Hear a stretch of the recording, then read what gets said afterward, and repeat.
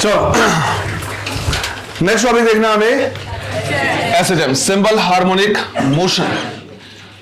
तो सबसे पहले तो हमें क्या करना है, ये समझना है टॉपिक को प्रॉपर तरीके से कि जिस टॉपिक की हम क्या कर रहे हैं, बात कर रहे हैं, वो है क्या, है ना। और हमें ये जानना है कि भाई सिंपल हार्मोनिक मोशन क्या है और जो नाम पड़ा वो कहां से पड़ा। तो इसको समझने के लिए सबसे पहले हम क्या कर रहे हैं, समझ रहे हैं पीरियोडिक मोशन, राइट। यहां से हमें क्या करना होगा, शुरू करना पड़ेगा। तो पहला हमारे पास पीरियोडिक मोशन, पीरियोडिक मोशन की स्पेलिंग शायद गलत लिखी हुई, राइट। अब यहां में समझना है कि सबसे पहले हम क्या कर रहे, देख रहे हैं पीरियोडिक मोशन। पीरियोडिक मोशन कह रहे हैं अगर कोई ऐसा मोशन है जो अपने आप को क्या कर रहा है, बार बार रिपीट करे, राइट। अगर कोई मोशन क्या है, अपने आप को बार बार रिपीट करे, तो वो हो जाएगा क्या, पीरियोडिक मोशन। अब वो फिक्स्ड इंटरवल के बाद जब रिपीट करता है तो वो फिक्स्ड इंटरवल जो है that is known as time period. जिस फिक्स्ड इंटरवल के बाद अपने आप को क्या करेगा, बार बार रिपीट करेगा, वही क्या कहलाएगा, उसका टाइम पीरियड कहलाएगा। एग्जांपल के तौर पे ये बोल सकते हैं कि भाई जैसे हर दिन हमारी 11 बजे क्लास होती है शुरू, तो हर दिन जैसे ही 11 बजे होगा वैसे ही हमारी क्लास शुरू हो रही है। फिर 24 आवर्स के बाद जैसे ही 11 बजे फिर से हमारी क्लास शुरू हो रही है। तो ये भी एक वन ऑफ काइंड क्या हो गया, ये पीरियोडिक मोशन हो गया। इसी तरह हम ये भी बोल सकते हैं कि सन के चारों तरफ अर्थ का जो रिवोल्यूशन है वो भी क्या है, एक पीरियोडिक मोशन है। 365 डेज के बाद वो फिर से अपने मोशन को क्या करेगा, रिपीट करेगा। इसी तरह से अगर पेंडुलम क्लॉक वगैरह देख ले तो वो भी एक पीरियोडिक मोशन है, वो फिक्स्ड इंटरवल के बाद अपने मोशन को क्या कर रहा है, रिपीट कर रहा है। ऐसे सारे मोशन जो एक फिक्स्ड टाइम इंटरवल के बाद अपने आप को रिपीट करेंगे वही कहलाएंगे क्या, पीरियोडिक मोशन। अब इस पीरियोडिक मोशन का एक टाइप, राइट, पीरियोडिक मोशन का एक टाइप जो किसी पोजीशन के टू एंड फ्रो हो, वो पोजीशन कहलाता है मीन पोजीशन। मीन पोजीशन के टू एंड फ्रो मोशन जब होता है वो कहलाता है ऑसिलेशन। तो पीरियोडिक मोशन का ही हम यहां पे क्या लेते हैं, एक टाइप लेते हैं जब ये मोशन कैसा हो, टू एंड फ्रो, राइट। किसके about, mean position. Mean position वो पोजीशन होता है जहां पे लगने वाला नेट फोर्स क्या हो, जीरो, या जितना फोर्स ऊपर लग रहा उतना नीचे, जितना लेफ्ट लग रहा उतना राइट, ऐसा। तो ये भी हमें क्या करना है, ध्यान रखना है, अगर कहीं पे लिखा हुआ है मीन पोजीशन, तो मीन पोजीशन का मतलब है जहां पे लगने वाला नेट फोर्स क्या हो जाए, जीरो हो जाए, वो कहलाएगा मीन पोजीशन। उसके आगे और पीछे जब क्या होगा, मोशन होगा, तो वो मोशन कहलाएगा क्या, ऑसिलेशन। मतलब ये है कि ऑसिलेशन किसका टाइप है, पीरियोडिक मोशन का टाइप है, राइट। ये मोशन कैसा भी हो सकता है, फिक्स टाइम इंटरवल के बाद अपने आपको बस क्या करना चाहिए, रिपीट करना चाहिए। ऑसिलेशन भी फिक्स टाइम इंटरवल के बाद अपने आपको रिपीट कर रहा है, लेकिन ये सर्कुलर जैसा नहीं हो सकता, ये टू एंड फ्रो होगा। अब मीन पोजीशन के टू और फ्रो अगर है तो यहां पे एक रिस्टोरिंग फोर्स होना चाहिए, एक ऐसा फोर्स होना चाहिए जो इसको वापस मीन पोजीशन पे लाए। और इसके लिए कंडीशन भी होना चाहिए कि अगर नेट फोर्स कहां पे, मीन पोजीशन पे जीरो है, मतलब वो क्या है, इक्विलिब्रियम। और टाइप ऑफ इक्विलिब्रियम कैसा, स्टेबल, राइट। इक्विलिब्रियम के टाइम पे बोला था, ये बाद में फिर से आएगा। तो कैसा इक्विलिब्रियम होना चाहिए, स्टेबल इक्विलिब्रियम में। स्टेबल इक्विलिब्रियम में ही ये वापस आ सकता है। और वापस लाने के लिए यहां पे क्या होना चाहिए, एक रीस्टोरिंग फोर्स। अब अगर हम रीस्टोरिंग फोर्स का इक्वेशन लिखें तो हम लिखते हैं F is equal to minus के x to the power n, right. यहां जो हमने लिखा है F is equal to minus के x to the power n, इसको हम बोलते हैं ऑसिलेशंस इक्वेशन, राइट। या फिर हम सिंपल बोल सकते हैं ये हमारा जनरल ऑसिलेटरी इक्वेशन है, जनरल ऑसिलेटरी इक्वेशन। ये हर टाइप का ऑसिलेशन को क्या कर रहा है, रिप्रेजेंट कर रहा है। जहां पे जो F है वो है रिस्टोरिंग फोर्स, जो K है फिलहाल हम इसे बोलेंगे ऑसिलेशंस कांस्टेंट, राइट। लेकिन इसका प्रॉपर नाम होता है फोर्स कांस्टेंट। माइनस साइन ये प्रेजेंट कर रहा है कि अगर x पॉजिटिव है तो फोर्स कैसा होना चाहिए, नेगेटिव, और अगर x नेगेटिव है तो फोर्स कैसा होना चाहिए, पॉजिटिव। तभी तो ये क्या कहलाएगा, रिस्टोरिंग। और जो n है, ध्यान रखना है, n की वैल्यू यहां पे हो सकती है 1, 3, 5, 7। जितने भी ऑड नंबर हैं हम सारी वैल्यूज यहां पे क्या कर सकते हैं, पुट कर सकते हैं। कभी भी यहां पे n की कोई इवन वैल्यू नहीं होगी। तो सवाल आता है सर n की इवन वैल्यू पॉसिबल क्यों नहीं है। तो n की इवन वैल्यू पॉसिबल इसलिए नहीं है, उसके लिए हम क्या करें, एक एग्जांपल देख रहे हैं कि लेट्स से, अरे मान लिया n इज इक्वल टू क्या है, 2। भाई मान लिया n की वैल्यू क्या है, 2 है। अब समझो हमें यह पता है कि भाई वापस रिस्टोर करने के लिए अगर डिस्प्लेसमेंट पॉजिटिव हो तो फोर्स कैसा होना चाहिए? नेगेटिव। और अगर डिस्प्लेसमेंट नेगेटिव हो तो फोर्स कैसा होना चाहिए?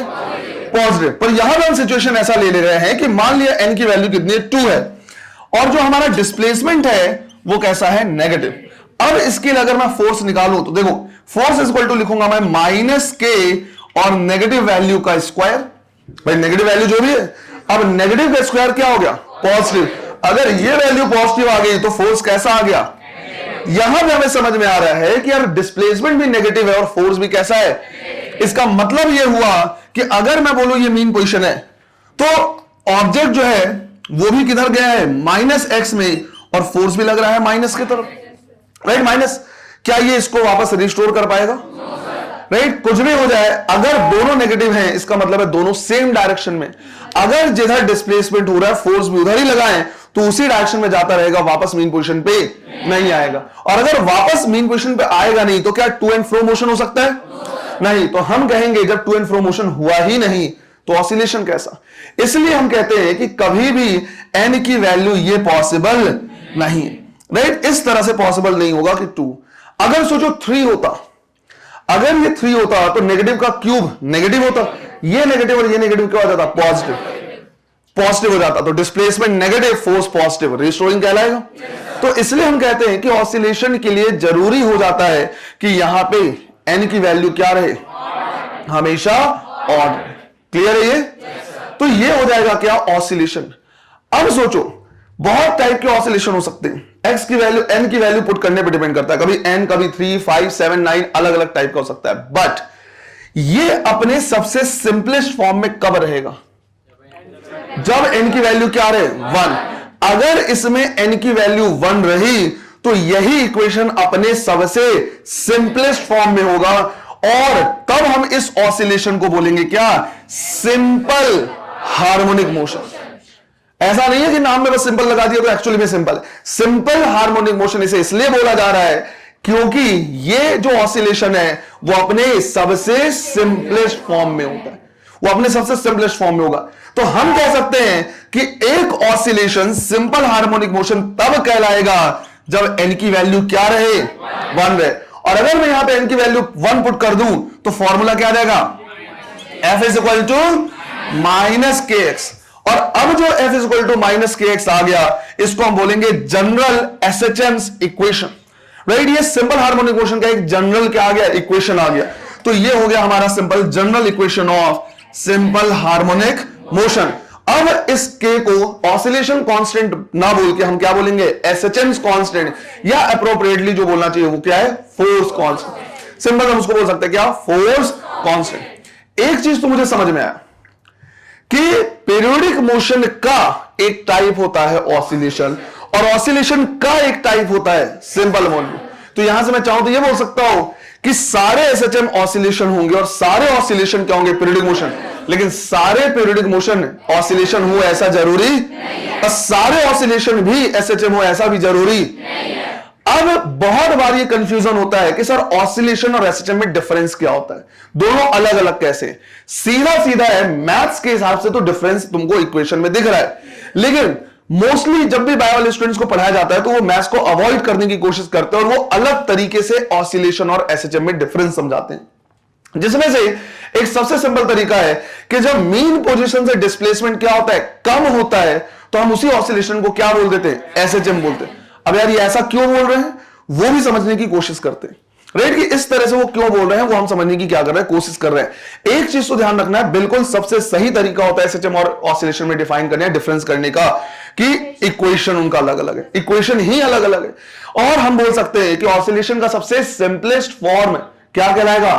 SHM कहलाएगा। एकदम फंडा अपना क्या करना है? क्लियर रखना है। बट जनरली इस तरह से समझाया जाता है कि यार अगर मीन पोजीशन से डिस्प्लेसमेंट कैसा है? कम है, तो हम उसको क्या बोल देते हैं? SHM बोलते हैं।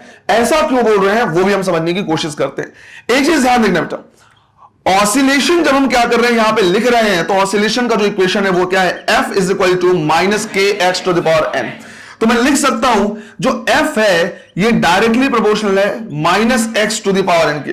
अगर कंफ्यूजन हो रहा है तो थोड़ी देर के लिए माइनस भूल जाओ, F डायरेक्टली प्रोपोर्शनल है x to the power n का। मुझे ये बताओ कि यहां पे जो ग्राफ बनेगा वो ग्राफ कैसा बनेगा? पैराबोला। ग्राफ कैसा बनेगा बेटा? पैराबोला। और किसके तरफ झुका रहेगा भाई? फोर्स की तरफ। किसके तरफ झुकाएगा? फोर्स की तरफ झुकाएगा।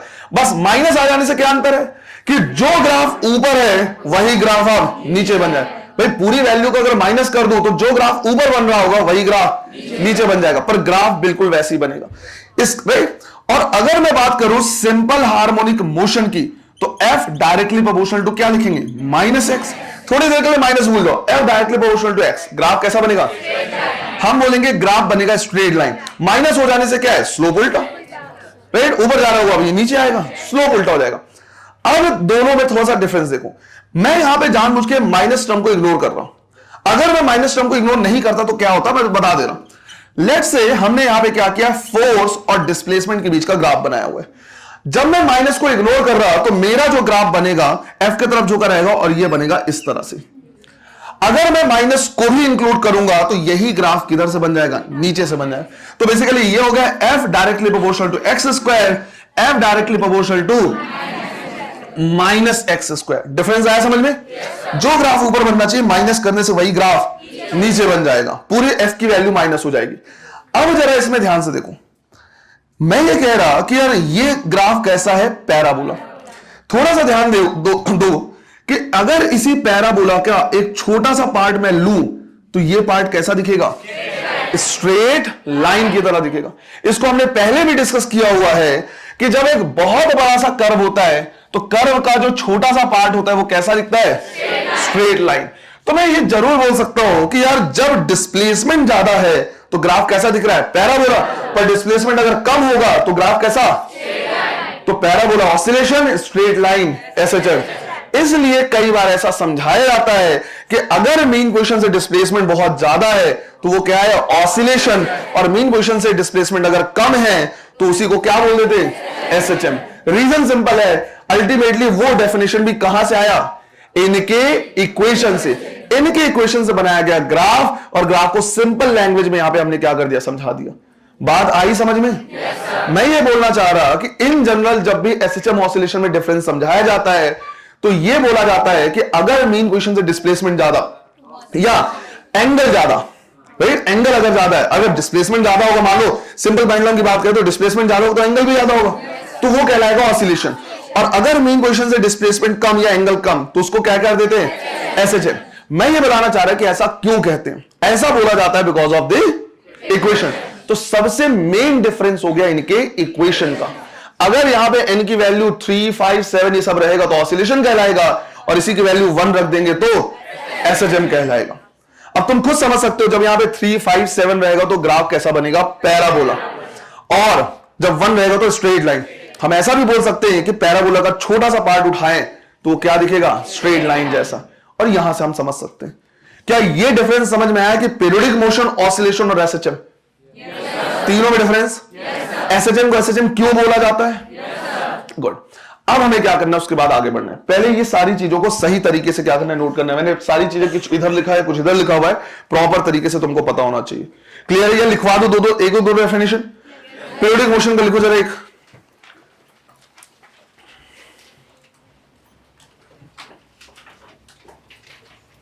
पीरियोडिक मोशन, इसमें लिखना है a motion which repeats itself, a motion which repeats itself after a fixed interval of time, after a fixed interval of time, जहां पे तुमने लिखा है fixed interval of time, bracket में लिख लेना है टाइम पीरियड, राइट, ब्रैकेट में लिखना है time period, is called periodic motion, is called periodic motion, right? उसके आगे लिखना है oscillation, right? oscillation, इसमें लिखना है type of periodic motion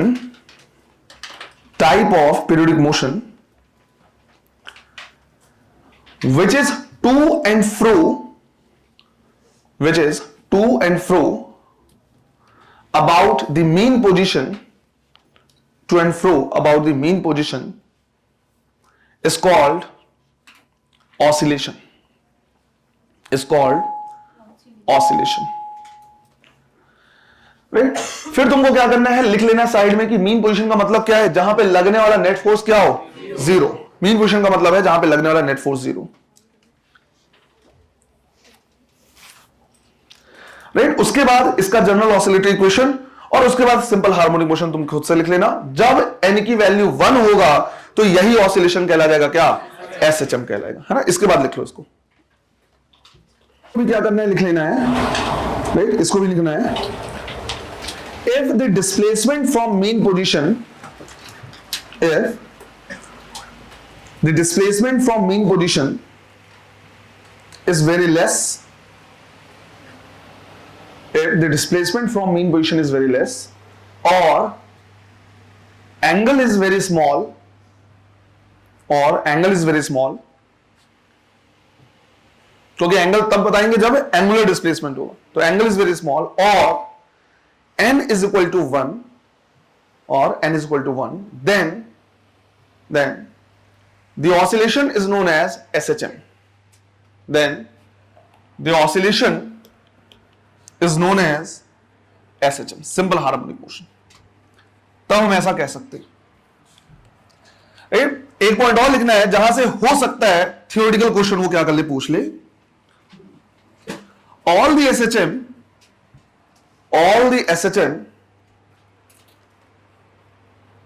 are oscillation, all the SHM are oscillation, and all the oscillations are periodic motion,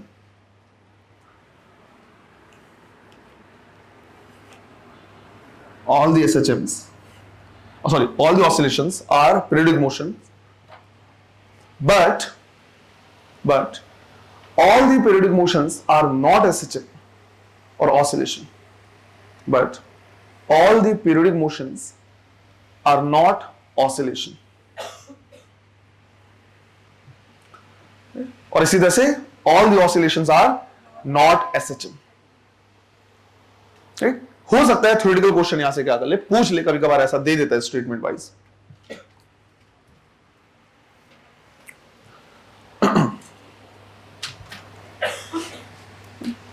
अब देखो, दो टाइप के एसएचएम हम क्या करेंगे, पढ़ेंगे। एक लीनियर एसएचएम, ऐसा कोई टर्म एक्चुअली होता नहीं है। लीनियर एसएचएम कहने का मतलब है कि वो मीन पोजीशन से क्या कर रहा है, लीनियर डिस्प्लेसमेंट में काम कर रहा है। अगर लीनियर डिस्प्लेसमेंट होगा तो वहां पे रीस्टोरिंग फोर्स लगेगा। और दूसरा एंगुलर एसएचएम, मतलब मीन पोजीशन से क्या करेगा, वो एंगुलर डिस्प्लेसमेंट का वो होगा या रोटेशनल मोशन का पार्ट होगा, इस तरह से, और वहां पे रीस्टोरिंग टॉर्क लगेगा। तो कहीं ऐसा होगा जहां पे क्या लगेगा, रीस्टोरिंग फोर्स, और कहीं कहीं पे क्या लगेगा, रीस्टोरिंग टॉर्क। ये दोनों चीजें यहां पे लग सकती है।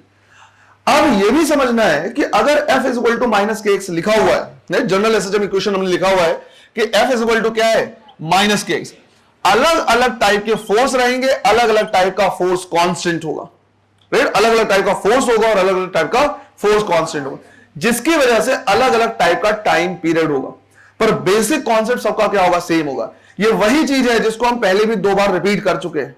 पहली बार हमने बोला था कि जब पोटेंशियल एनर्जी की बात कर रहे थे तो भाई पोटेंशियल एनर्जी का एक ही बेसिक फॉर्मूला था, माइनस एफ डॉट ds, अलग अलग टाइप का फोर्स था, अलग अलग टाइप का फॉर्मूला आ रहा था। दूसरी बार हमने थर्मो में बात की है कि वर्क डन का एक ही फॉर्मूला है, P डेल्टा V, पर अलग अलग प्रोसेस के लिए अलग अलग टाइप के फॉर्मूले आ रहे थे। बिल्कुल उसी तरह से एसएचएम का जनरल इक्वेशन एक ही होता है, टाइम पीरियड का एक ही इक्वेशन होता है, बट अलग अलग टाइप के फोर्स के लिए वो अलग अलग टाइप के फॉर्मूले मिलते हैं। तो आज से 2 लेक्चर के बाद, 1 या 2 लेक्चर के बाद बहुत अलग अलग वैरायटीज के हम क्या करेंगे, टाइम पीरियड्स निकालेंगे, तो वो अलग अलग आएगा, बट बेसिक जो होगा वो क्या होगा, सेम होगा। उसके लिए हमें यहां पे अलग अलग टाइप से क्या चाहिए, इक्वेशंस चाहिए। तो सबसे पहले हमें यह चाहिए कि एक एसएचएम में जो डिस्प्लेसमेंट हो रहा है, क्योंकि वो टू एंड फ्रो मोशन हो रहा है, टू एंड फ्रो मोशन में डिस्प्लेसमेंट क्या हो रहा है, चेंज हो रहा है। हमें यह जानना है किन फैक्टर्स पे डिपेंड कर रहा है और कैसे चेंज हो रहा है। इसके लिए हम एग्जांपल ले रहे हैं सिंपल पेंडुलम का, एग्जांपल ले रहे हैं सिंपल पेंडुलम के, और इसको समझाने के लिए मैं यहां पे 3 अलग अलग टाइप का केस ले रहा हूं। पहला केस मैंने बोला कि हमारे पास भाई सिंपल पेंडुलम है, इस तरह से लटका हुआ है, और जब ये लटका हुआ है तो वो कहलाएगा मीन पोजीशन। मीन पोजीशन इसलिए क्योंकि नीचे की तरफ लगेगा mg, ऊपर लगेगा टेंशन, नेट फोर्स कितना 0। अब मैं यहां से इसको क्या कर रहा हूं, काइनेटिक एनर्जी दे रहा हूं। जब मैं काइनेटिक एनर्जी दूंगा तो वो काइनेटिक एनर्जी लेके क्या करेगा, ऊपर जाएगा, तब तक जब तक इसकी पूरी काइनेटिक एनर्जी कन्वर्ट ना हो जाए किसमें, पोटेंशियल में। फिर वो नीचे आएगा और पोटेंशियल एनर्जी कन्वर्ट होना शुरू होगा किसमें, काइनेटिक में। लेकिन ये मीन पोजीशन पे रुक नहीं पाएगा because of inertia of motion. फिर दूसरी साइड जाएगा और ये ऑसिलेट करने लग जाएगा। पहला केस ये। दूसरे केस में मैं इसे काइनेटिक एनर्जी नहीं दे रहा बल्कि पोटेंशियल एनर्जी दे रहा। तो t = 0 पे मैंने बोला मैं इसको उठा के यहां पे ले जा रहा और यहां से मैं रिलीज कर रहा। तो जब मैं इसको यहां से क्या करूंगा, रिलीज करूंगा, तो पोटेंशियल जी कन्वर्ट होना शुरू होगा किसमें, काइनेटिक में। काइनेटिक पोटेंशियल इस तरह से वो क्या करेगा, सिस्टम करेगा। और तीसरे केस में हम kinetic as well as potential energy दोनों दे रहे हैं। मतलब क्या हुआ कि इसको पहले मैं क्या कर रहा हूं, थोड़े हाइट तक लेके गया और वहां से मैं इसको धक्का भी दे रहा। अब मैं धक्का दोनों साइड दे सकता हूं। मैंने हाइट दी तो पोटेंशियल एनर्जी दी, मैं चाहूं तो इधर पुश कर सकता हूं, मैं चाहूं तो इधर पुश कर सकता हूं। जो मैं इसको पुश करूंगा वो पार्ट हो गया काइनेटिक एनर्जी का। तो तीनों को हम क्या कर रहे हैं, समझ रहे हैं प्रॉपर तरीके से। इससे हमें इनिशियल फेज का कॉन्सेप्ट समझ में आ जाएगा, राइट। तो सबसे पहला यहां पे मैं केस ले रहा, case 1, when only kinetic energy is given. पहला हम ऐसा केस ले रहे हैं जिसमें हम सिर्फ और सिर्फ को काइनेटिक एनर्जी क्या कर दे रहे हैं। आराम से समझना है, बाद में नोट करना। हमारे पास ये सिंपल पेंडुलम है, यहां पे m मास हमने लटका रखा हुआ है। जितना फोर्स नीचे लग रहा है mg, उतना ही फोर्स ऊपर लगेगा टेंशन के बराबर। तो ये लग रहा है mg, ऊपर लग रहा है टेंशन, नेट फोर्स कितना 0। मतलब ये हो गया इसका मीन पोजीशन। और मीन पोजीशन पे ये पहले था, मतलब एट t = 0 ये मीन पोजीशन पे। यहां से मैंने इसको काइनेटिक एनर्जी दी। जब मैं इसको काइनेटिक एनर्जी दूंगा तो काइनेटिक एनर्जी से क्या होगा, ये ऊपर की तरफ जाएगा तब तक जब तक पूरी की पूरी काइनेटिक एनर्जी कन्वर्ट ना हो जाए पोटेंशियल एनर्जी। तो हम कहेंगे मीन पोजीशन वो हो गया जहां पे काइनेटिक एनर्जी क्या होगा, मैक्सिमम। अगर काइनेटिक एनर्जी मैक्सिमम है तो जो वेलोसिटी होगा वो भी मैक्सिमम होगा, और वेलोसिटी क्या होगा, सॉरी वेलोसिटी जो होगा वो भी क्या होगा, मैक्सिमम। और जो पोटेंशियल एनर्जी होगा वो क्या होगा, मिनिमम। अब मिनिमम का मतलब हो सकता है 0 हो सकता है 0 ना हो। इस चीज का थोड़ा सा ध्यान रखना। अगर रेफरेंस लाइन में एग्जैक्टली यही लूंगा तब तो पोटेंशियल जी कितना 0, पर हो सकता है कोई रेफरेंस लाइन यहां ले ले। अब रेफरेंस लाइन अगर यहां पे लेगा तो नीचे आने के बावजूद उसके पास कुछ ना कुछ पोटेंशियल एनर्जी होगा।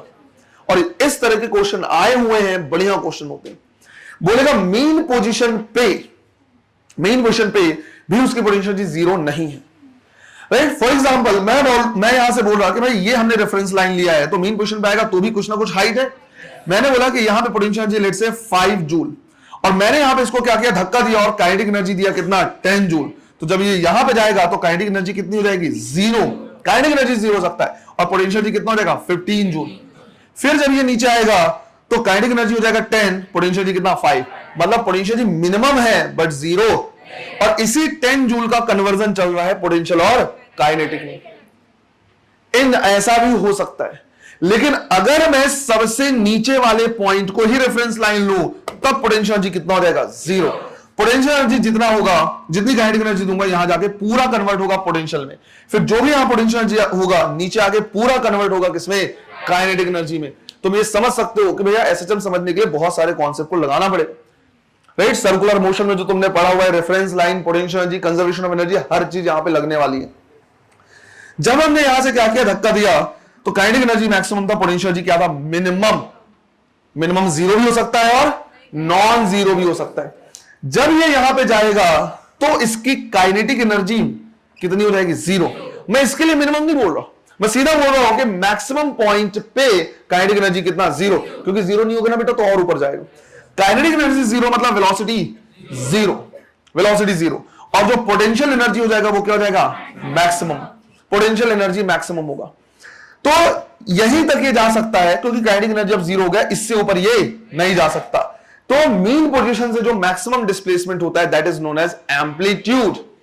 मीन पोजीशन से मैक्सिमम डिस्प्लेसमेंट को क्या कहते हैं, एम्पलीट्यूड। डिस्प्लेसमेंट तो बहुत सारे हैं पर अधिकतम जहां तक जा सकता है उसी को बोलेंगे एम्पलीट्यूड। तो यहां तक ये पहुंचा। अब ये सारी चीजें क्यों लिखी हुई है, क्योंकि कभी कभी तुमको ये नहीं बोलेगा कि मीन पोजीशन पे है या एम्पलीट्यूड पे है या मैक्सिमम पोजीशन पे। कभी कभी तुमसे बोलेगा find the time when it reaches at a point where velocity is 0 या एक्सीलरेशन मैक्सिमम, तो अलग अलग टर्म्स यूज करेगा। तो उन टर्म्स के बेसिस पे तुमको पता होना चाहिए कि वो अभी किस पोजीशन पे है, कहां पे है। यहां पे ध्यान रखना है कि इस पे एक्सेलरेशन भी क्या होगा, मैक्सिमम होगा। और इक्वेशन ऑफ मोशन के टाइम पे हमने क्या किया था, डिस्कस किया था कि एसएचए में एक ऐसा कंडीशन है जिसमें एक्सेलरेशन कांस्टेंट नहीं होता। मैं समझा भी सकता हूं तुमको कि भाई नीचे की तरफ लगेगा क्या, जी, इधर लगेगा ये एंगल थीटा होगा, तो ये एंगल भी क्या होगा, थीटा। और अगर इधर है, यहां पे जी है, तो यहां पे क्या लगेगा, जी कॉस थीटा, और इधर पे क्या लगेगा, जी साइन थीटा। इन तीनों एक्सेलरेशन में कौन सा एक्सेलरेशन जो वापस लाना चाह रहा है, तो ये हमारा मेन एक्सेलरेशन हो गया, और वही रीस्टोरिंग फोर्स हो गया। सबको मास से मल्टीप्लाई कर दूं तो वही रीस्टोरिंग फोर्स भी हो जाएगा। जैसे जैसे नीचे आएगा वैसे वैसे थीटा की वैल्यू कम होगी, और जैसे थीटा की वैल्यू कम होगी वैसे वैसे एक्सेलरेशन की वैल्यू भी क्या होगी। तो यहां पे हम बोल सकते हैं कि ये वो पॉइंट है जहां पे एक्सेलरेशन क्या है, मैक्सिमम। अगेन ये वो पॉइंट है जहां पे एक्सेलरेशन कितना है, 0। ऐसे भी बोला जा सकता है, राइट। यहां पे हम ये भी बोल सकते हैं कि x की वैल्यू कितनी है, 0, और यहां पे x की वैल्यू a के बराबर, विच इज एम्पलीट्यूड। तो पहली चीज तो यही समझ लेना बेटा कि अलग अलग चीजें अलग अलग जगह पे डिफरेंट वैल्यूज कैरी करती हैं। कहां पे क्या होना चाहिए ये सब कुछ पता होना चाहिए। Displacement 0, velocity maximum, kinetic energy maximum, potential energy minimum, acceleration 0। यहां की बात करें, kinetic energy 0, potential energy maximum, right, acceleration maximum, displacement maximum. ये सब कुछ पता होना चाहिए पहले। तो इतने बेस को पकड़ कर हम चलेंगे कि एसएचएम में हमको कोई नहीं हिला पाएगा। इस चीज को ध्यान रखना, जितना डिफिकल्ट उतना मजेदार होगा हमारे लिए। एकदम हर पॉइंट को सही तरीके से समझना है। अब जब ये यहां से यहां तक गया तो इसने अपनी जर्नी का 1/4 पार्ट कंप्लीट किया है। एक टाइम पीरियड का मतलब होता है जब वो घूम फिर के वापस अपने जगह पे आए। तो एक कंप्लीट साइकिल कहलाएगा जब ये यहां से जाएगा मैक्सिमम, मैक्सिमम से 0 से अपोजिट डायरेक्शन में मैक्सिमम, और फिर वापस आएगा। ये कहलाएगा एक कंप्लीट साइकिल। एक कंप्लीट साइकिल के 4 पार्ट हो गया, फर्स्ट, सेकेंड, थर्ड, फोर्थ। और एक कंप्लीट साइकिल में जो टाइम लगता है वो कहलाएगा टाइम पीरियड।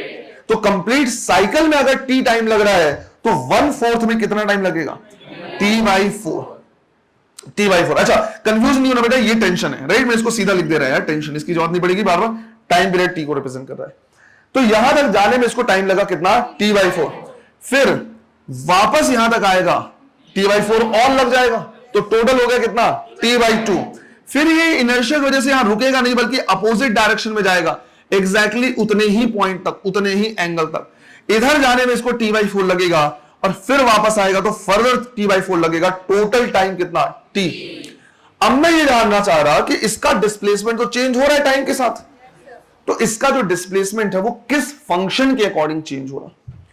तो इसके डिस्प्लेसमेंट को जब मैं क्या करूंगा, रिप्रेजेंट करूंगा, तो इसको लिखेंगे x = a sin ω t। इसका जो डिस्प्लेसमेंट चेंज हो रहा है वो साइन के फंक्शन के अकॉर्डिंग चेंज हो रहा है। कैसे चेंज हो रहा है, साइन के फंक्शन के अकॉर्डिंग। जहां पे मैं ये सारी चीजें बता दे रहा हूं, जो a है इसको हम कहते हैं एम्पलीट्यूड। एम्पलीट्यूड का मतलब क्या हुआ, maximum displacement from main position, from main position. जो ओमेगा है, याद करो ये पढ़ा हुआ है, एंगुलर वेलोसिटी, इसी को दूसरा नाम एंगुलर फ्रीक्वेंसी, और ओमेगा को लिखा जाता है 2π/t, राइट। θ/t लिखा था। एक कंप्लीट साइकिल में थीटा कितना, 2π, और टाइम कितना, t, ऐसे लिख दिया। और हम यहां पे x और t के बीच का क्या कर रहे हैं, रिलेशन देख रहे हैं। भाई टाइम चेंज हो रहा है, डिस्प्लेसमेंट चेंज हो रहा है, वो चेंज हो रहा है इसके अकॉर्डिंग, साइन के फंक्शन के अकॉर्डिंग। और हमने साइन का ग्राफ भी पढ़ा हुआ है। हर चीजें ऑलमोस्ट जितनी रिक्वायरमेंट थी सारी चीजें कुछ ना कुछ पढ़ी है। साइन का ग्राफ भी हमने क्या किया, पढ़ा हुआ है। अगर हम यहां पे क्या करें, साइन का ग्राफ बनाए, तो साइन का ग्राफ कहां से शुरू होता है, 0 से। तो 0 से शुरू होकर इस तरह से जाएगा और ऐसे कंप्लीट होगा, राइट। एक तरफ हमने लिया है डिस्प्लेसमेंट और एक तरफ हमने लिया क्या, टाइम। डिस्प्लेसमेंट की जो मैक्सिमम वैल्यू होगा ये हो जाएगा a, राइट। अपोजिट डायरेक्शन में जो मैक्सिमम वैल्यू होगा वो माइनस है। मैंने इसको मिनिमम नहीं बोला, राइट, मैंने बोला अपोजिट डायरेक्शन की मैक्सिमम वैल्यू, क्योंकि जरूरी थोड़ी कि ये अपोजिट है, मैं इसको अपोजिट बोल सकता हूं, पर्सपेक्टिव वाली बात है। अगर इसको मैंने ए बोला है तब मैं इसको माइनस ए बोलूंगा, अगर मैं इसको ए बोलूंगा तो मैं इसको माइनस ए बोल सकता हूं, ऐसा कोई वो नहीं है। तो मैंने बोला अपोजिट डायरेक्शन की मैक्सिमम वैल्यू, और ये एक कंप्लीट साइकिल है। इस कंप्लीट साइकिल को मैं 4 पार्ट में क्या कर सकता हूं, डिवाइड कर सकता हूं। ये हो गया हमारा फर्स्ट हाफ, जब वो 0 से मैक्सिमम तक जा रहा है। ये हो गया सेकेंड हाफ, जो वो मैक्सिमम से वापस 0 तक आया, मीन पोजीशन तक आया। ये हो गया थर्ड पार्ट, जब वो 0 से अपोजिट डायरेक्शन मैक्सिमम हो गया, और ये हो गया फोर्थ पार्ट, राइट। फिर अपोजिट से यहां तक आया। इसमें इसको जो टाइम लगा ये हो जाएगा टी। ये हाफ साइकिल में इसको जो टाइम लगा t/2, और 1/4 साइकिल में जो टाइम लगा t/4। फिर ऐसे हम चाहे तो इसको वेरीफाई कर सकते। कैसे वेरीफाई कर सकते? हम बोलेंगे एट t = 0। अगर मैं यहां पे t की वैल्यू 0 पुट कर दूं तो साइन 0 हो जाएगा, साइन 0 की वैल्यू 0 और x = 0 आ जाएगा। हम खुद देख रहे हैं कि एट t = 0 ये मीन पोजीशन पे प्रेजेंट था। फिर मैं बोल सकता हूं एट t = t/4, तो हम लिखेंगे x = a sin omega, omega 2π/t multiplied by t की जगह पे t/4, राइट। तो यहां से t से t कैंसिल, 2π/4 मतलब π/2, π/2 मतलब 90 और sin 90 की वैल्यू, तो यहां से आ रहा है x = a, जो कि सही है, राइट। t/4 के बाद ये कहां पे था, x = a, t/4 के बाद ये x = a पे था। हम चाहे तो एक आध और वेरीफाई कर सकते। हमने यहां पे लिखा eight t = 3t/4, let's say 3t/4 की बात करें, ये 3t/4 हो जाएगा। क्या आना चाहिए, माइनस ए। चेक करते हैं। हमने लिखा x = a sin omega 2π/t, और t की जगह पे 3t/4, क्या कैंसिल हो जाएगा, t से t, राइट। तो 3π/2, 3π/2, π/2 का मतलब 90, तो 3π/2 का मतलब 270, 270 की वैल्यू निकालेंगे, राइट। कितना आएगा, -1। इतनी जल्दी कैसे पता अपने को भाई, 90 का एग्जैक्टली अपोजिट, कुछ याद आ रहा है। 90 की वैल्यू कितनी, 1, तो उसका एग्जैक्टली अपोजिट -1, राइट, -1। तो यहां पे हो जाएगा -1, तो हम लिखेंगे x = -a। और यही है कि भाई 3t/4 के बाद t/4 कहां पे है, -a पे, t/4 वापस आने में t/4 और t/4 -a पे। मतलब जब सिर्फ हम इसको काइनेटिक एनर्जी देंगे तो वो जो क्या करेगा, ऑसिलेट करेगा। वो कैसे ऑसिलेट करेगा, according to sine function, sine के फंक्शन के अकॉर्डिंग। क्लियर है ये? अगला हमें देखना है कि अगर हम सिर्फ पोटेंशियल एनर्जी दे, अब तक तो तुम खुद कॉम्प्रिहेंड कर चुके होगे कि सिर्फ पोटेंशियल एनर्जी देंगे तो कैसा फंक्शन करेगा, कॉस के अकॉर्डिंग। वेरी गुड, उसको भी हमको क्या करना है, एक बार चेक कर लेना, वेरीफाई करना है। चलो नोट करो इसे। फिर हमें क्या करना है, सेकंड केस देखना है कि when only potential energy is given, right. ये जरूरी है इनिशियल फेज का कॉन्सेप्ट वगैरह समझने में और बेसिक समझने में। अब हम ये कह रहे हैं कि हमारे पास क्या एक सिंपल पेंडुलम है और शुरू में t = 0 पे हम सिर्फ क्या प्रोवाइड कर रहे हैं, पोटेंशियल एनर्जी। मतलब ये है कि पोटेंशियल एनर्जी प्रोवाइड करना है तो हम क्या करेंगे, एक हाइट तक ले जाएंगे और यहां से इसको रिलीज करेंगे। तो अब ये t = 0 पे यहां है, जैसे ही रिलीज करेंगे 1/4 टाइम लेगा मेन पोजीशन जाने में, 1/4 जाएगा अदर एक्सट्रीम में, फिर 1/4 मीन पोजीशन पे, और फिर पूरा साइकिल कंप्लीट करके यहां तक आएगा। एक साइकिल इसका क्या हो जाएगा, कंप्लीट हो जाएगा। तो जब हम ये बोलेंगे कि सिर्फ पोटेंशियल एनर्जी हम क्या कर रहे हैं, इसको दे रहे हैं, तो हम ये लिखेंगे कि एट t = 0 ये यहां पे, एट t = 0 ये x = कहां पे है, a पे है। जब इसको हम यहां से क्या करेंगे, रिलीज करेंगे, तो ये आएगा कहां पे, मीन पोजीशन पे, राइट। यहां से आएगा ये मीन पोजीशन पे। यहां से यहां तक आने में इसको टाइम कितना लगेगा, t/4। तो अगर t = 0 पे यहां था, तो एट t = t/4 पे ये मीन पोजीशन पे, और मीन पोजीशन में x की वैल्यू कितनी, 0। पर ये रुकेगा नहीं, इनर्शिया ऑफ मोशन की वजह से ये अदर एक्सट्रीम पे चला जाएगा। यहां पर हम लिखेंगे x = -a। यहां तक जाने में फर्दर इसको t/4 का टाइम लगेगा, तो टोटल टाइम कितना हो गया, t/2। फिर ये यहां से वापस आएगा, तो यहां पे ये फिर एक बार और प्रेजेंट था, कब, t = 3t/4 पे। मेन पोजीशन में दो टाइम पे प्रेजेंट था, t/4 पे भी था और 3t/4 पे, और फिर यहां से वापस जाएगा और कैपिटल T टाइम पे वापस आ गया। इस तरह से इसका क्या हो रहा है, मोशन हो रहा है। अब वापस से हमको क्या करना है, इसको रिप्रेजेंट करना है। पोटेंशियल एनर्जी यहां पे मैक्सिमम, काइनेटिक एनर्जी यहां पे मैक्सिमम, ये सारी चीजें ऑलरेडी बता दिया हुआ है। इसको हमें क्या करना है, रिप्रेजेंट करना है, तो इसको हम रिप्रेजेंट करेंगे x is equal to a cos omega t से। राइट, ये फॉलो कर रहा है किसको, cos को। तो अगर हम यहां पे क्या करें, cos का ग्राफ बनाएं तो ये हो जाएगा एक साइकिल। राइट, एक तरफ हमने लिखा है क्या x और एक तरफ हमने लिखा है क्या t। राइट, इस तरह से इसमें अगर हम क्या करें, रिप्रेजेंट करें तो हम बोलेंगे ये हो जाएगा क्या प्लस a और ये वाली वैल्यू हो जाएगी माइनस a, और ये एक कंप्लीट साइकिल हो गया। मतलब यहां से यहां तक इसको जो टाइम लगा है वो लगा है t। राइट, ये उसका हाफ साइकिल हो गया, यहां तक इसको जो टाइम लगा है वो t/2, और इसका 1/4 साइकिल हो गया, ये हो गया t/4 तक, ऐसे। राइट, ये हो गया, ये 0 हो जाएगा, ये माइनस है, ये 0, और ये वापस से कितना प्लस 1 के बराबर। हम चाहे तो उसको क्या कर सकते हैं, वेरीफाई कर सकते हैं। लेट्स से हमने बोला at t is equal to 0, तो हम लिख सकते हैं x is equal to a cos, और अगर यहां पे t इज इक्वल टू 0 रखेंगे तो पूरा 0 हो जाएगा, cos 0 की वैल्यू 1, तो x इज इक्वल टू आ जा रहा है प्लस a।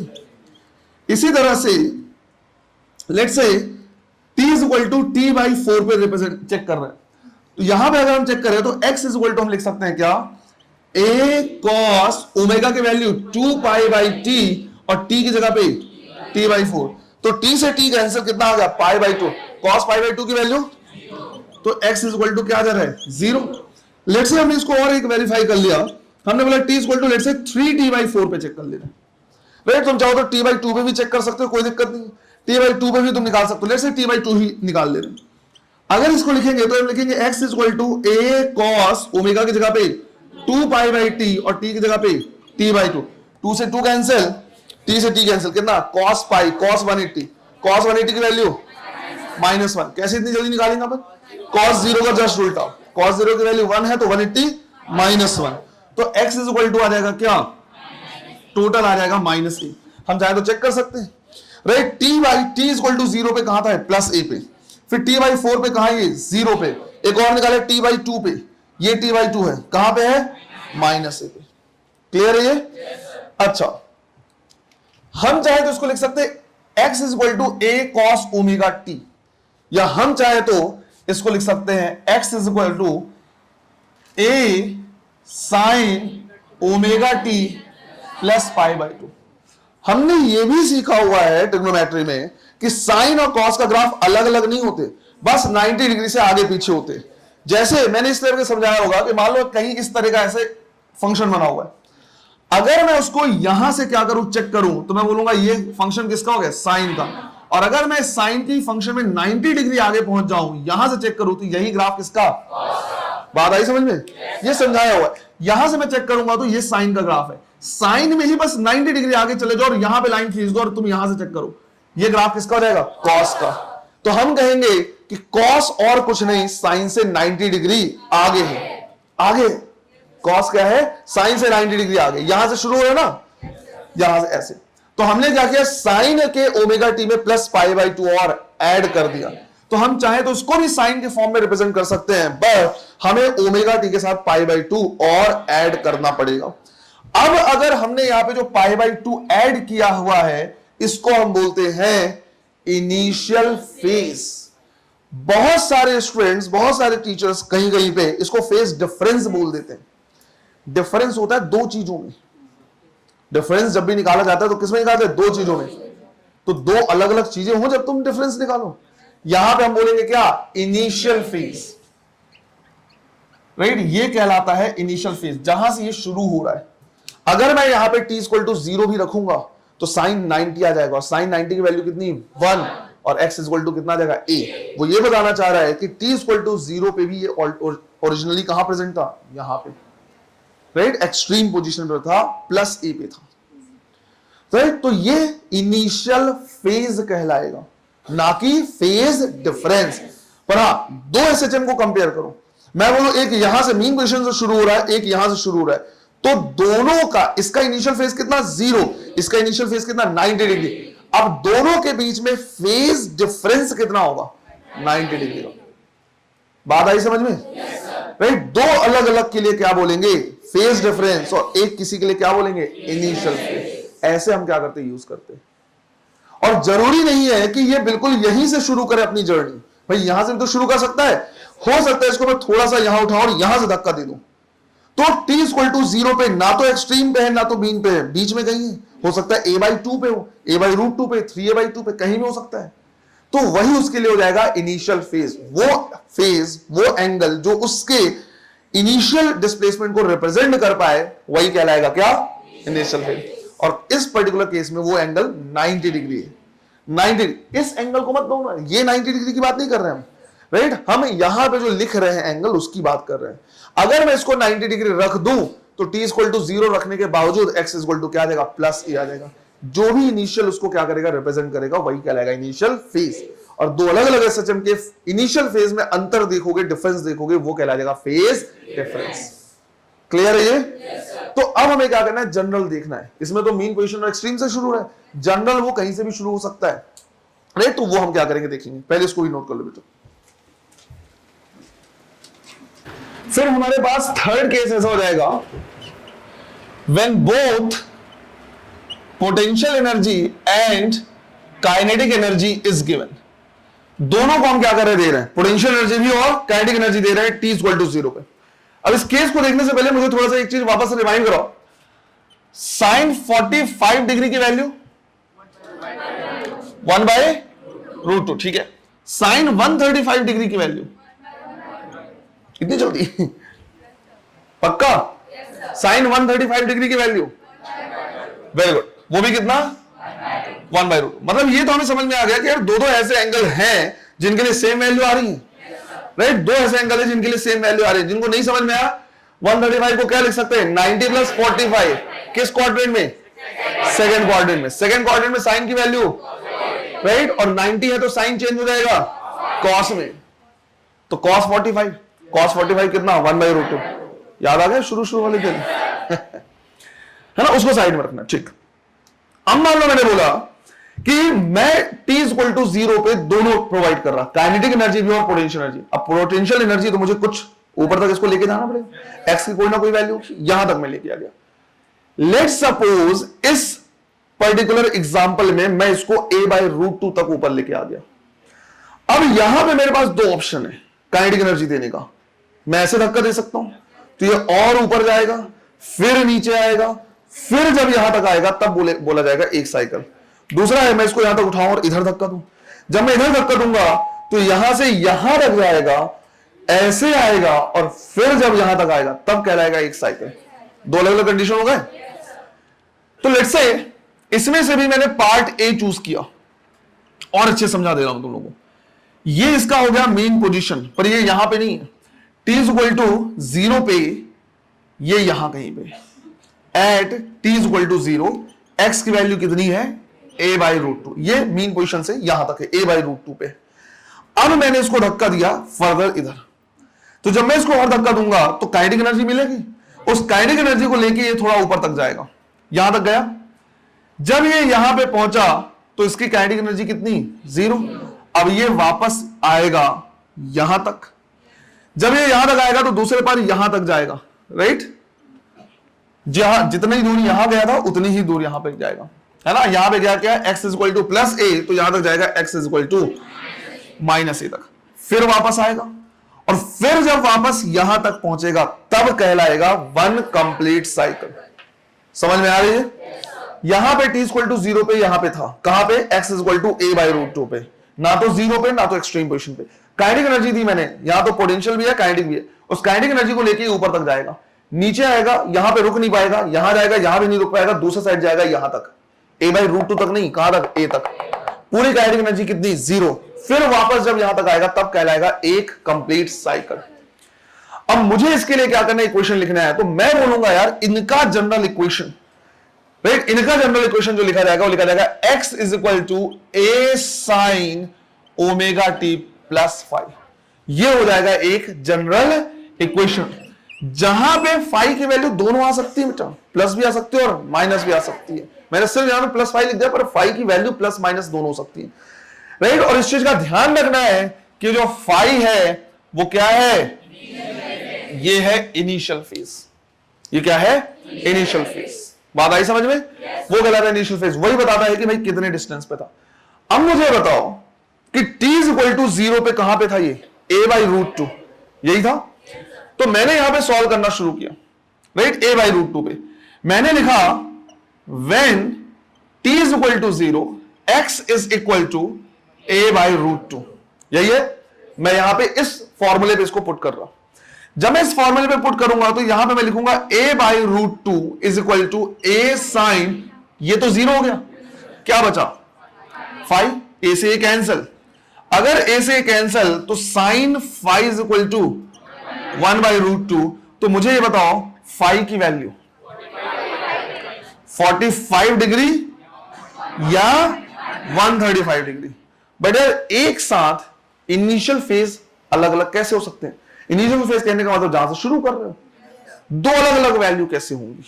ऐसा थोड़ी हो सकता है कि एक 45 भी और 135, कोई ना कोई तो चूज करना पड़ेगा। क्या चूज करूं, 45 या 135?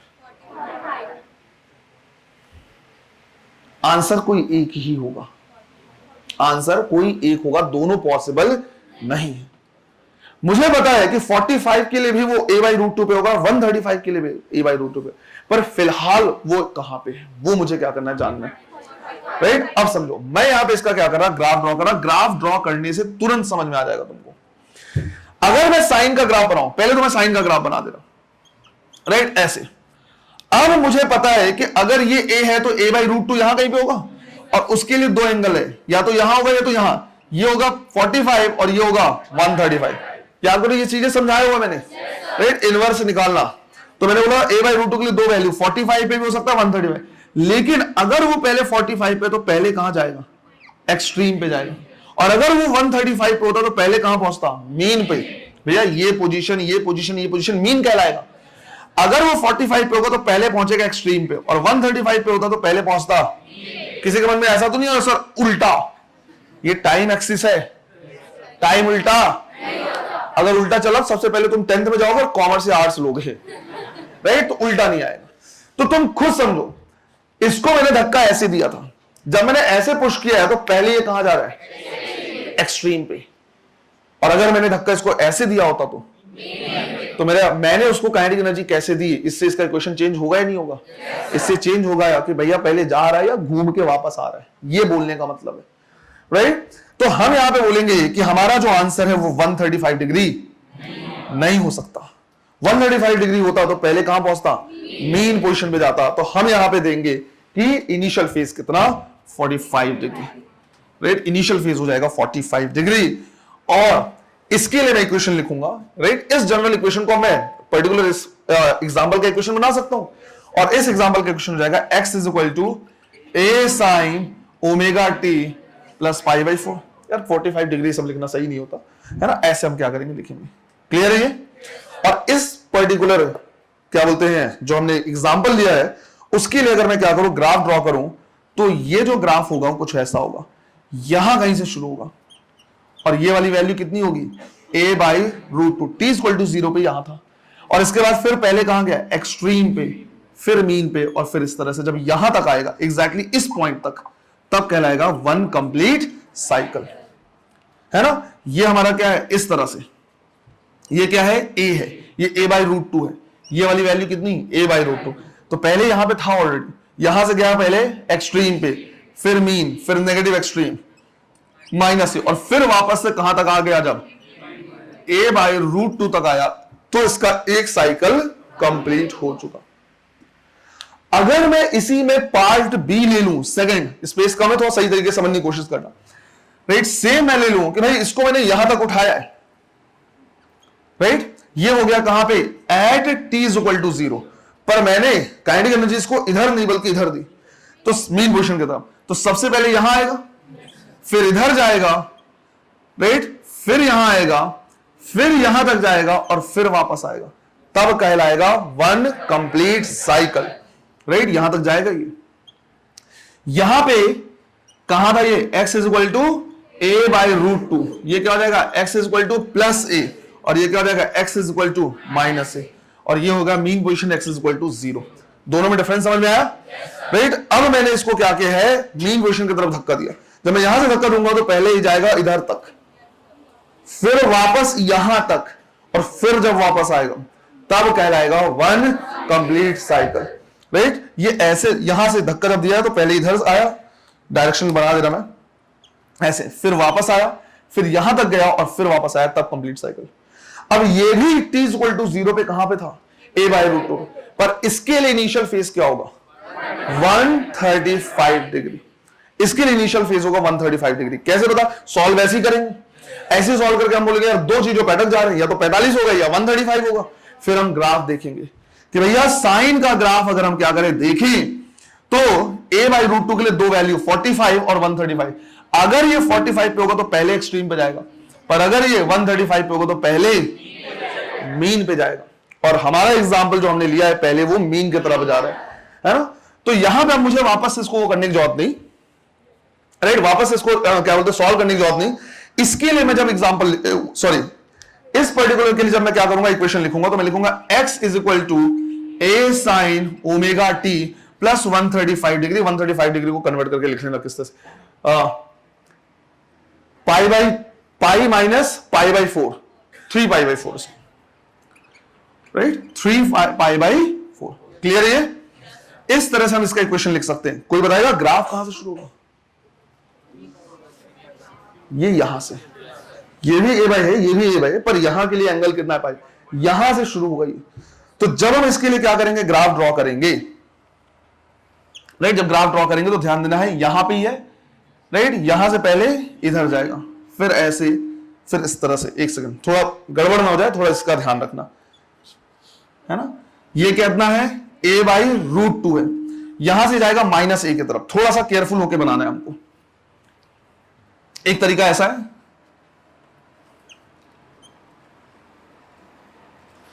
राइट, यहां से शुरू होगा, ये लाइन खींच दी हमने। क्लियर है ये? है ना, ऐसे a/√2 यहां से शुरू होगा। क्लियर? ये वाली वैल्यू जो आएगा ऊपर आएगा और ये हो जाएगा कितना a तक। समझ में आ रहा जो बोलना चाह रहा है? और जब वापस यहां तक आएगा तो वो क्या जाएगा एक कंप्लीट साइकिल। ऐसे हम ड्रॉ करेंगे। तो सारी चीजें जो हमने क्या की पढ़ी हुई है, चाहे वो साइन का ग्राफ हो, चाहे कुछ भी हो, चाहे कन्वर्जन हो, जब इतनी सारी चीजें ये सारे बेसिक पकड़ में रहेगा तभी तुमको एसएचएम समझ में आएगा। नहीं अदरवाइज यही सारी छोटी छोटी चीजें, अभी तुम इमेजिन करो कि जस्ट तुम 12 से निकले हो, तुमको बेसिक नहीं पता, तुमको यही नहीं पता कि सर ये 135 कैसे है, 135 की वैल्यू कैसे निकालेंगे, सर ये ग्राफ कैसा है, तो यही चीज तुम्हारे लिए क्या हो जाएगा डिफिकल्ट हो जाएगा। तुम्हारे पीछे इतनी मेहनत की गई है ताकि तुमको ऐसे ऐसे टॉपिक इजी लगे, उसमें हजारों कॉन्सेप्ट छोटे छोटे छोटे लग रहे, और ये टॉपिक बायो वालों को टफ लगने का यही कारण है। नहीं पता ये नहीं पता कैसे लिखा हुआ, इनिशियल फेज का मतलब क्या है, दोनों के लिए अलग अलग क्यों है, क्यों वहां पे π/4 लिखा है, क्यों यहाँ पे 3π/4 लिखा हुआ है। समझ में आ रहा है? yes, ये सारी छोटी छोटी गलतियां करते हैं। ये बिल्कुल फंडा जो है वो बिल्कुल क्लियर होना चाहिए कि कब क्या कैसे लिखेंगे। इनिशियल फेज का मतलब क्या, इनिशियल फेज कब लिखा जाएगा, कब वो π/4 होगा, कब वो 3π/4 होगा, ये सारी चीजें क्लियर होनी चाहिए, दोनों अलग अलग। बिल्कुल क्लियर है ये? yes, अगर कभी भी इस तरह का क्वेश्चन दे दिया जाए कि पहले यहां पे है इसके बाद इधर जा रहा है, यहां पे इधर जा रहा है, इनिशियल फेज लिखो, लिख सकते हो? गुड। तो इसको पूरा नोट करना है। ये हमारा हो गया जनरल इक्वेशन में। जनरली हम इस तरह से क्या कर सकते हैं, रिप्रेजेंट कर सकते हैं। मीन पोजीशन से होगा तो 0, एक्सट्रीम से होगा तो π/2, माइनस एक्सट्रीम से होगा तो, राइट, कितना लिखोगे, माइनस एक्सट्रीम से होगा तो यहां से π/4 π/4 π/4 3π/4 लिख सकते हैं। सिंपल सा है, ऐसे लिखा जा सकता है इन सबको। कहीं और से शुरू हो रहा है तो वो भी हम लिख सकते हैं, जा रहा है वापस आ रहा है माइनस, अच्छा ऐसा भी तो हो सकता है कि t = 0 पे कहा था -a/√2 पे था और वहां से इधर जा रहा है या पहले इधर आ रहा है, कहीं से भी दिया जा सकता है। तो ऐसे क्वेश्चंस को भी हम क्या करेंगे अभी सॉल्व करके रख लेंगे, क्योंकि जेई में कई बार क्वेश्चन आया हुआ है, नीट में कई बार क्वेश्चन आया हुआ है इस तरह की, है ना। तो इन क्वेश्चंस को हम करके रख लेंगे कि इनिशियल फेज की वैल्यू कितनी होगी। क्लियर है? जल्दी से नोट करो, 2-3 क्वेश्चन आराम समझ में आ जाएंगे। लिखो इसको, देखो अब हम बार बार सिंपल पेंडुलम का एग्जांपल ऐसे नहीं लिख रहे हैं और इतना बार ड्रॉ नहीं करेंगे कि पहले यहां पे था, यहां से पहले मीन की तरफ धक्का दिया है कि इस तरह से, ऐसा नहीं कर रहे। क्वेश्चन वही है कि मान लो हमने इसको a/2 तक ले गए, √3a/2 तक ले गए और उसके बाद हमने एक्सट्रीम की तरफ धक्का दिया या मीन की तरफ धक्का दिया या माइनस की तरफ ले जा सकते हैं, वहां से धक्का दे सकते हैं। हमें बेसिकली निकालना है कि उसके लिए इनिशियल फेज कितना है। तो बार बार हम सिंपल पेंडुलम को ड्रॉ नहीं कर रहे हैं, बल्कि हम उसको ऐसे देख रहे हैं कि लेट्स से ये हमारा क्या है, +a है और ये क्या है -a और ये क्या है मीन पोजीशन। अब कोई पार्टिकल है जो ऐसे क्या कर रहा है, ऑसिलेट कर रहा है, मीन पोजीशन से प्लस ए, फिर मीन पोजीशन, फिर माइनस ए, ऐसे। हमने बोला कि at t is equal to zero, right, at t is equal to zero जो पार्टिकल है वो माइनस ए बाई टू पे प्रेजेंट है, right, minus a by two पे। समझ में आ रहा है सिंपल पैटर्न में? यहां पे अब इसको मैं धक्का दोनों साइड दे सकता हूं, या तो एक्सट्रीम के साइड या तो मीन के साइड। और मैंने बोला कि जब टी इक्वल टू जीरो पे यहां पे था तो इसकी जो वेलोसिटी थी वो पॉजिटिव एक्स एक्सिस में, किधर है, पॉजिटिव एक्स एक्सिस, इसको एक्स एक्सिस मान लो, राइट, या पॉजिटिव डायरेक्शन मान लो। जो वेलोसिटी है वो पॉजिटिव डायरेक्शन में है। इसका मतलब क्या हुआ, मेन क्वेश्चन की तरफ जा रहे हैं। तुम्हें बताना है कि इसका इनिशियल फेज कितना। समझ में आइए, पेंडुलम के एग्जांपल में माइनस ए बाई टू तक है और इसको धक्का दिया किधर, एक्सट्रीम की तरफ, सॉरी मीन की तरफ, ऐसे। तो इस तरह से जाएगा, वापस आएगा और यहां तक जब आएगा तब एक साइकिल कंप्लीट होगा। तुमको बताना है उसके लिए इनिशियल फेज कितना। करो जरा, फॉर्मूला हमारा क्या है, x is equal to a sine omega t plus five, right. अब बोला हुआ है at t is equal to zero x की वैल्यू कितनी है, माइनस ए बाई टू, यही है। तो यहां पे पुट करेंगे, यहां पे पुट करेंगे क्या, minus a by two is equal to a sine t की वैल्यू जीरो, तो क्या बचेगा, फाइव। तो ए से कैंसिल, साइन फाइव की वैल्यू कितनी, माइनस वन बाई टू। तो मुझे बस ये जानना है कि भाई फाइव की वैल्यू कितनी, ये सिखाया हुआ है मैंने, राइट। मैंने तुमको बोला था सबसे बढ़िया तरीका इसको सॉल्व करने का, एक साइन का क्या कर लो, ग्राफ बना लो, राइट। ये हो जाएगा हमारा प्लस ए और ये हो जाएगा क्या, माइनस ए। अब मुझे क्या निकालना है, माइनस वन बाई टू, या सिंपल प्लस वन और माइनस वन लिख लो। भाई ये हो गया वन और ये हो गया माइनस वन, यहां कहीं पे माइनस वन बाई टू आएगा। इसको जब मैं एक्सटेंड करूंगा तो ये इसको दो पार्ट में, दो जगह पे कट करेगा, पहला यहां दूसरा यहां, मतलब एक एंगल ये होगा दूसरा एंगल ये होगा। 180 तक तो कोई चांस ही नहीं है, राइट। साइन का फर्स्ट क्वाड्रेंट और सेकंड क्वाड्रेंट में जितनी वैल्यू होती है सारी पॉजिटिव होती है। अब ये वैल्यू कितनी है, 180, ये वैल्यू कितनी है, 360। ठीक है, तुमको माइनस वन बाई टू नहीं पता पर वन बाई टू पता होगा। वन बाई टू किसके लिए, 30 डिग्री के लिए। तो ये 30 डिग्री आगे होगा, तो 180 प्लस 30 डिग्री मतलब 210, और ये 30 डिग्री पीछे होगा तो 360 माइनस 30 मतलब, लग नहीं रहा बेटा बोलने के बावजूद तुमने जाके रिवाइज किया है, शायद 3 या 4 बार बोला है मैंने, चैप्टर शुरू होने से पहले 3-4 बार मैंने तुमको बोला है कि ट्रिग्नोमेट्री वगैरह रिवाइज करो। लग नहीं रहा कि तुमने, नहीं तो ये पता होता तुमको, होता ना। दो एंगल हो सकते हैं, कौन कौन से, 210 और दूसरा 330। सुन लिया करो, बार बार कितनी बार रिपीट करो उसी चीज को, सुन लिया करो जब कुछ बोला जाए तो। पक्का होगा रिवाइज किया था इसको? आंसर कैसे गलत आ रहा है बेटा फिर? तो यहां से तुम कह सकते हो कि फाई की दो वैल्यूज पॉसिबल है, एक है 210 और दूसरा है 330 डिग्री। तुम चाहो तो एंगल के फॉर्म में लिख सकते हो, ये हो जाएगा pi plus pi by 6, right. तो ये हो जाएगा पाई प्लस पाई बाई 6, तो कितना आ जाएगा 7 पाई बाई 6। और इसको लिख सकते हो तुम 2 पाई माइनस पाई बाई 6, तो 11 पाई बाई 6। तो आंसर दो पॉसिबिलिटी है, या तो 7 पाई बाई 6 या तो 11 पाई बाई 6। अब आंसर कौन सा होगा? तो यहां से सबसे पहले किधर जा रही है, मीन पोजीशन का। अगर मैं इसको यहां लूंगा तो पहले एक्सट्रीम पे पहुंचेगा, मतलब ये आंसर नहीं हो सकता। अगर हम यहां पे लेंगे तो पहले कहां पहुंचेगा, मीन पे, मतलब आंसर यही होना चाहिए। तो हम लिखेंगे कि जो फाई की वैल्यू होगी वो कितनी होगी, 330 डिग्री या फिर 11 पाई बाई 6। और हमारा इक्वेशन हो जाएगा x is equal to a sine omega t plus 11 पाई बाई 6। आया समझ में? ये गलती वैसे नहीं होनी चाहिए थी। ये तुमको बहुत सिंपल तरीके से मैं समझा दे रहा कि किस में होना चाहिए। नॉर्मल तरीका जो मैथ्स वालों को तरीका समझाने का होता है वो होता है कॉस के ग्राफ से। कॉस के ग्राफ से क्यों समझाया जाता है? क्योंकि अगर डिस्प्लेसमेंट साइन के ग्राफ से दिया जा रहा है तो वेलोसिटी कॉस के ग्राफ से दिया जाएगा। ये कल के क्लास में आ जाएगा। अब वहां से हम चेक करते हैं कि भाई कॉस के ग्राफ में किस में पॉजिटिव वैल्यू होनी चाहिए, क्योंकि वेलोसिटी पॉजिटिव डायरेक्शन में। तो अगर मैं कॉस का ग्राफ ड्रॉ करूं तो ये कॉस का ग्राफ हो जाएगा, 4 पार्ट में हो गया, first quadrant, second quadrant, third quadrant और फोर्थ क्वाड्रेंट। वेलोसिटी पॉजिटिव किस में हो सकता है, थर्ड में या फोर्थ में? फोर्थ में। मतलब जो हमारा आंसर होगा किस क्वाड्रेंट में होगा, फोर्थ में। और फोर्थ में कौन सा, 11 पाई बाई 6। ऐसे समझाया जाता है मैथ्स वालों को, प्रॉपर तरीका ये होता है। तुमको तो फिर भी मैं इतने आसान तरीके से कि भाई किधर जा रहा है, एक्सट्रीम जा रहा है, किधर जा रहा है, ये बता दे रहा। बात आई समझ में? जल्दी से नोट करो, एक क्वेश्चन और दे रहा मैं। देखो सिमिलर क्वेश्चन दे रहा, मैंने बोला एट t = 0 जो पार्टिकल है वो -√3a/2 पे प्रेजेंट है, राइट? -√3a प्रेजेंट है इधर कहीं पे, और जैसे t = 0 पे जब इसको देखा गया तो इसका जो वेलोसिटी था वो नेगेटिव एक्स एक्सिस की तरफ था या नेगेटिव एक्सिस की तरफ था। क्लियर है? तो जो वेलोसिटी था वो नेगेटिव डायरेक्शन में था। तुमको बताना है इसका इनिशियल फेज कितना। कर लोगे? करो। ये क्वेश्चन ऐसे है जिसको अगर दिमाग में तुम क्या करो, साइन का ग्राफ तुम्हारे बना हुआ है तो वहां से तुम क्या कर सकते हो, निकाल सकते हो। जो तरीका इनवर्स निकालने का सिखाया है उससे, राइट? इनवर्स निकालने का तरीका जो सिखाया हुआ है आराम से तुम बिना पेन उठाए भी इसको सॉल्व कर सकते हो। इसमें हमें लिखना है x = a sin ω t + phi, और बोला हुआ है एट t = 0 x = -√3a/2।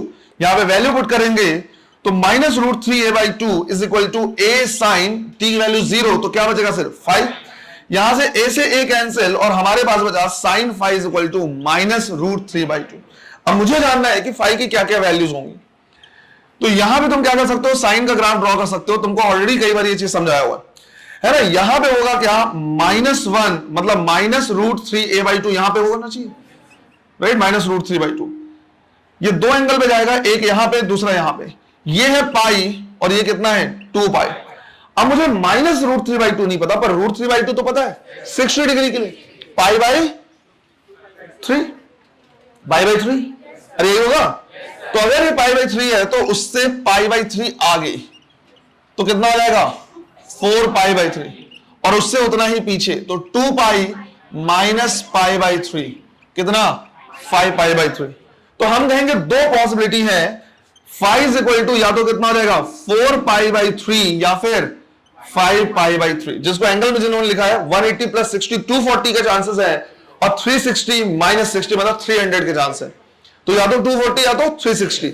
अब इनमें से आंसर कौन सा सही होगा, तो हम कहेंगे अगर ये यहां पे प्रेजेंट होता तो सबसे पहले जाएगा एक्सट्रीम पे, और अगर यहां प्रेजेंट होता तो पहले जाता, पर इस गिवन क्वेश्चन के अकॉर्डिंग पहले एक्सट्रीम पे जा रहा है, तो ये आंसर नहीं हो सकता। ये आंसर नहीं हो सकता। हमारा जो आंसर होगा ये होगा 4 π/3। तो हम सीधा लिखेंगे x = a sin ω t + 4 π/3। ये हमारा इक्वेशन हो जाएगा, इनिशियल फेज होगा। निकाल सकते हो ऐसे?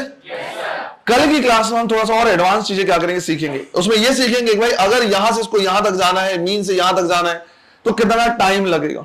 और वहीं हम देखेंगे अल्टरनेटिंग करंट का भी क्वेश्चन। अल्टरनेटिंग करंट का भी क्वेश्चन हम चाहें तो यहां पे कर सकते हैं, अगर साइन का ग्राफ सही से है तो। मैं प्लीज एक बार फिर से रिक्वेस्ट कर रहा, जितने लोगों ने नहीं पढ़ा हुआ है मुंह उठा के आ गए, इसका मतलब ऐसा ना हो जाए कि 2 4 6 8 10 लोगों की वजह से पूरी क्लास फालतू डिस्टर्ब हो, तो पढ़ के आ जाओ, क्योंकि वो नहीं पढ़ोगे तो समझ में नहीं आएगा।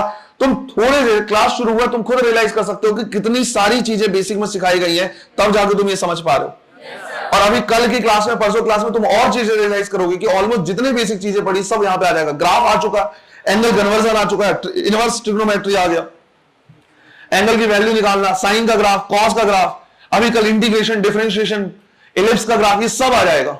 तो जितनी चीजें पढ़ी सब समझ में आएगा, तभी जाके बनेगा। इसीलिए ये नॉर्मली बायो वाले बच्चों को टफ लगता है, लेकिन इसके लिए प्री रिक्विजिट चीजें अगर हमने पढ़ा हुआ है तो ये आसान आराम से बनेगा, और अच्छा चैप्टर है, मजेदार चैप्टर है ना। मजा आ रहा है? झूठ बोल दो बस है ना। इसमें एडवांस चीजें और सही चीजें हम क्या करेंगे देखेंगे कल की क्लास में। क्लियर है? चलो, थैंक यू।